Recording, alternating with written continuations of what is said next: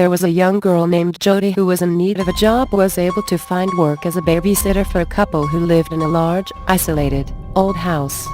They were going out to see a movie that night and left the teenage babysitter in charge of their 3 young children. Jody puts the children to bed when it got late and then went downstairs to watch some television.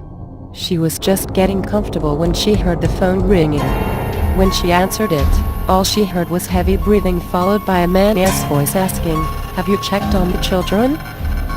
Freaked out, she hung up the phone, trying to convince herself that it was just someone playing a practical joke on her. She went back to watching television, but about 15 minutes later, the phone rang again. She picked up the receiver and heard hysterical laughter from the other end of the line. Then the same voice asked, "Why haven't you checked on the children?" Jody slammed down the phone.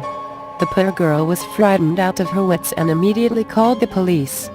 The operator at the police station told Jody that if the man called again, she should try to keep him talking. That would give the police time to trace the call. A few minutes later, the phone rang a third time, and when Jody answered it, she heard the heavy breathing again.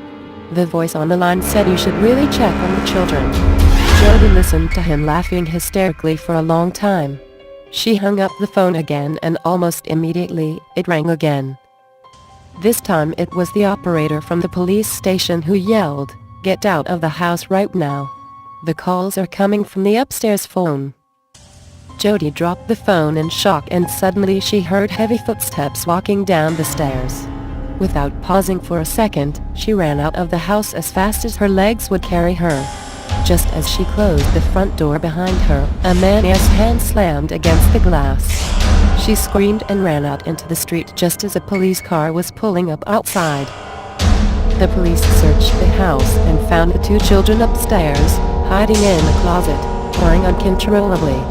In the parents' bedroom, they found a bloody axe lying on the floor next to the upstairs phone. The back window was wide open and the curtains were blowing in the breeze. There was no sign of the madman who had made the phone calls. He had escaped into the night when the police arrived and managed to interrupt this horrible plan to kill the 2 children and poor Jody the babysitter.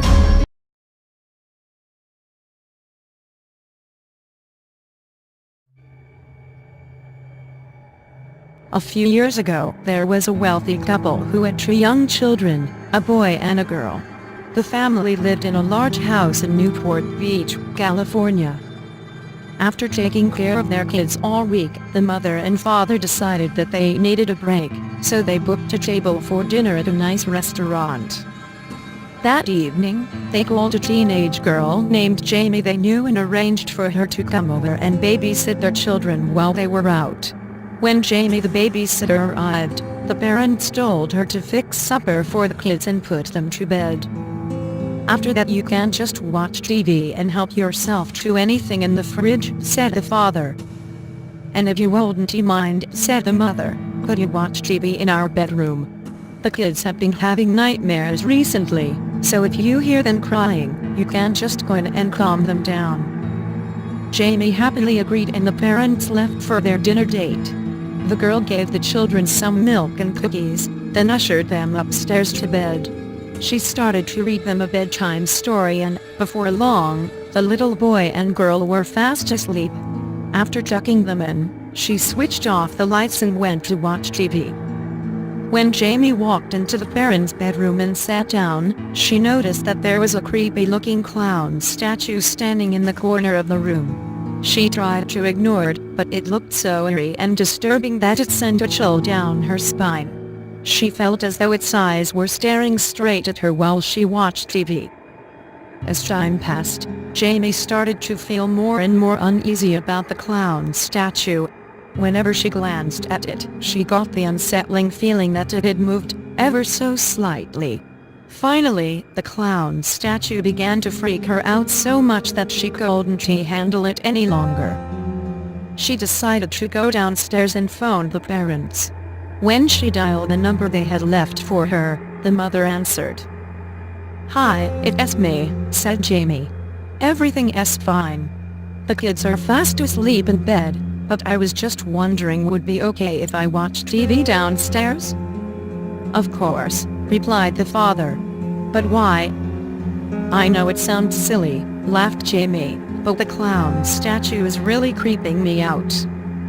The clown statue? Asked the father. Yeah, the clown statue in your bedroom, Jamie replied. The phone went silent for a moment. Listen to me very carefully, said the father. Take the children and get out of the house. We will call the police. Go. Now. What is wrong? Asked Jamie. The father gulped and replied, We don't have a clown statue. For a second, Jamie just stood there, stunned. Then, she dropped the phone and raced upstairs and grabbed the children. Carrying one under each arm, she raced downstairs again and fled out into the street. Huddled on the sidewalk, comforting the two children, the babysitter looked up at the bedroom window and saw something that made her scream out in horror. Peeking through a gap in the curtains was the white, painted face of a clown. It stared at her for a moment, then sank back into the darkness. Within minutes, the police arrived and cautiously entered the house. In the upstairs bedroom, they found a little man dressed in a clown suit. When they arrested him, they found a knife concealed in his costume. The clown turned out to be a mentally disturbed midget who was a convicted murderer and cold-blooded killer. The evil man had been stalking the family for months, lurking in their attic during the daytime and coming out to sneak around the house at night. For weeks, the children had been complaining about a clown statue that stood in their room and watched them sleep, but the parents just dismissed this as nightmares.